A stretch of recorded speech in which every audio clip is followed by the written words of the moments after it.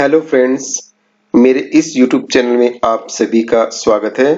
आज हम डिस्कस करेंगे अर्बन ज्योग्राफी के एक टॉपिक रैंक साइज रूल अर्थात कोटि आकार नियम के बारे में कि कोटि आकार नियम क्या है। कोटि आकार का सामान्य अर्थ यह है आकार यानी कि साइज और कोटि मीन्स रैंक यानी कि साइज और रैंक में एक संबंध जो है वो स्थापित करने का जो प्रयत्न है वो यहाँ पर किया गया है। जीके जिफ ने 1949 में कोटि आकार नियम की विस्तृत व्याख्या करने के पश्चात ही इसे मान्यता जो है वो मिल पाई। यानी कि सबसे पहले जो विस्तृत व्याख्या करने का जो श्रेय है वो जीके जिफ को जाता है, उसके बाद ही इस सिद्धांत को जो मान्यता है वो मिल पाई। इसका साधारण सा तात्पर्य है कि किसी भी प्रदेश के सबसे बड़े केंद्र से क्रम से छोटे केंद्रों की ओर श्रृंखला में उसी प्रदेश के किसी केंद्र की स्थिति को उसकी कोटि जो है वो कहते हैं। कि कोई प्रदेश हो या कोई कंट्री हो, उसमें सबसे बड़े केंद्र से उसी और क्रम से छोटे केंद्रों की ओर जो एक निश्चित कोई श्रृंखला जो नगरों की बनती है, केंद्र की बनती है, उसी को कोटि आकार जो है वो कहा जाता है। सामान्यतः हम विभिन्न आकार के नगरीय केंद्रों के लिए जिन शब्दों का प्रयोग करते हैं, जैसे गांव है, कस्बा है, नगर है, महानगर है, यह भी कोटि आकार का ही एक पदानुक्रम है। जैसे किसी प्रदेश के सबसे बड़े नगर की जनसंख्या 1,50,000 है, तो उस प्रदेश के दूसरी कोटि के नगर की जो जनसंख्या है वो 75,000 होगी। ऐसा कोटि आकार के नियम में जो है वो माना जाता है। एग्जाम्पल के तौर पे अगर किसी भी प्रदेश में कोई सबसे बड़ा नगर है जिसकी जनसंख्या मान लीजिए 1,50,000 है, तो उससे नीचे वाला जो रैंक का जो कस्बा होगा या टाउन होगा, उसकी जो जनसंख्या है वो उससे लगभग आधी यानी कि 75,000 जो है वो होगी।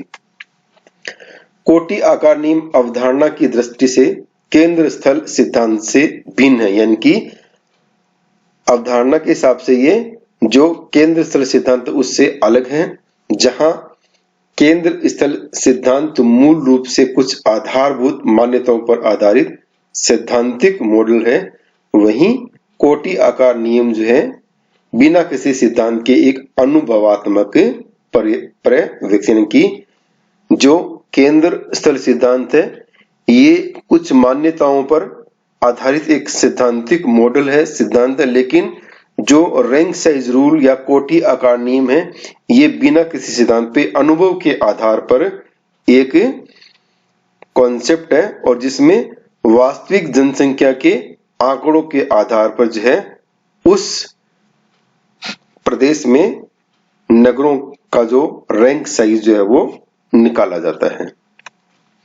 यहाँ इस डायग्राम के माध्यम से हम समझ सकते हैं कि किसी भी प्रदेश में ये एक सबसे बड़ा नगर है और उसकी जितनी जनसंख्या है उससे छोटे वाले नगर की उससे आधी होगी। फिर इस तरह से ये छोटा छोटा इस तरह से होता जाएगा और इसी के आधार पर ये रैंक साइज जो रूल है ये नगरों का किसी भी प्रदेश का निकाला जाता है। इस दिशा में सबसे पहले एफ ऑयरबक ने 1913 में प्रकाश डाला था।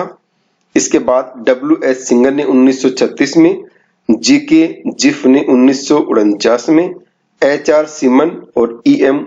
कुवर ने 1955 में, N.V. सोबानी ने 1958 में, काजी अहमद ने 1965 में, O.P. सिंह ने 1971 में एवं एस निवास ने 1982 में विशेष कार्य जो है वो किया था।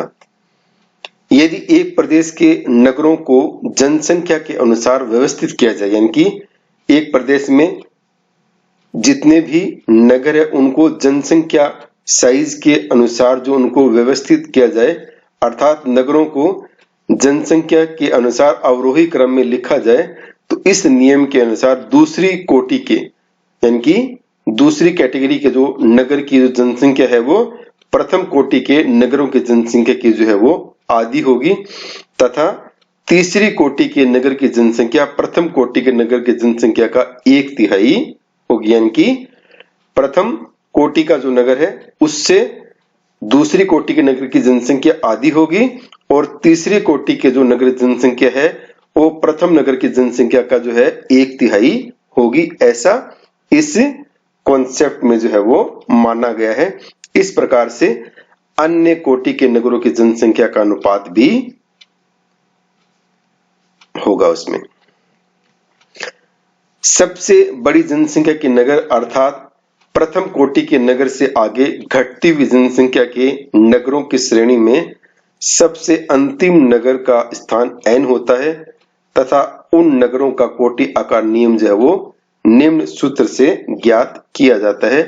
यहाँ पर ये कोटि आकार नियम का सूत्र जो है वो बताया गया है और इस सूत्र के सहायता से जो है किसी भी प्रदेश का या किसी भी देश का जो है नगरों का जो रैंक साइज रूल जो है वो निकाला जा सकता है और उसके इसके आधार पर जो है नगरों का जो कोटि आकार नियम है, फर्स्ट रैंक में कौन सा नगर आता है, सेकंड नगर में कौन सा आता है, थर्ड में कौन सा आता है, वो सब इस सूत्र के आधार पर जो है वो निकाल सकते हैं।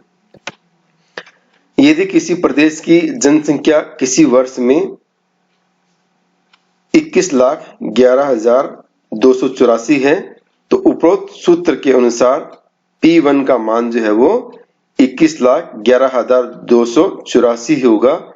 उसके बाद दूसरी तथा अन्य कोटि के नगरों की जनसंख्या भी उपरोक्त सूत्र के अनुसार जो है वो होगी, यानी कि किसी भी प्रदेश की के नगरों की जो कोटि आकार निकालनी है, रैंक साइज निकालनी है, तो हमें अलग अलग नगरों की जो जनसंख्या है उसको लेते हुए इस सूत्र में अगर रखेंगे तो सब नगरों की जो रैंक साइज है वो उसको हमें निकाल सकते हैं। अब हम देखते हैं कोटि आकार जो पिरामिड जो है वो किस प्रकार का होता है। किसी भी प्रदेश में विभिन्न नगरों के आकार व संख्या का वितरण पिरामिड नुमा होता है, यानी कि जिस प्रकार से एक पिरामिड की शेप होती है उसी प्रकार से किसी भी प्रदेश में जो अलग अलग नगर हैं उनके जो नगरों के आकार व संख्या का जो वितरण है, डिस्ट्रीब्यूशन है, वो एक पिरामिड नुमा शेप में जो वो होता है। सबसे छोटे नगरों की जनसंख्या सर्वाधिक होती है, कि जो सबसे छोटे नगर है उनकी जनसंख्या ज्यादा होती है तथा आकार बढ़ने के साथ साथ उस वर्ग में नगरों की संख्या जो है वो घटती जाती है, कि जैसे जैसे आकार बढ़ता जाएगा वैसे वैसे नगरों की संख्या जो है वो बढ़ती जाएगी।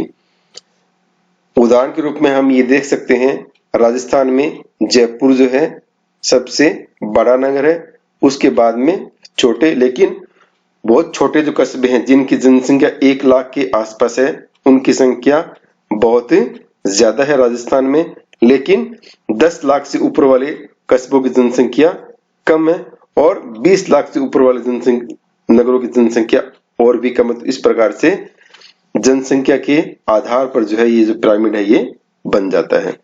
सबसे बड़ा नगर जो इस पिरामिड संरचना के शीर्ष बिंदु के रूप में होता है वो एक ही होता है, यानी कि सबसे जो बड़ा नगर होगा वो किसी भी प्रदेश में एक ही होगा। इसे जेफरसन ने प्राइमेट नगर कहा है, जैसे न्यूयॉर्क, लंदन, पेरिस ऐसे ही नगर जो है वो माने जाते हैं।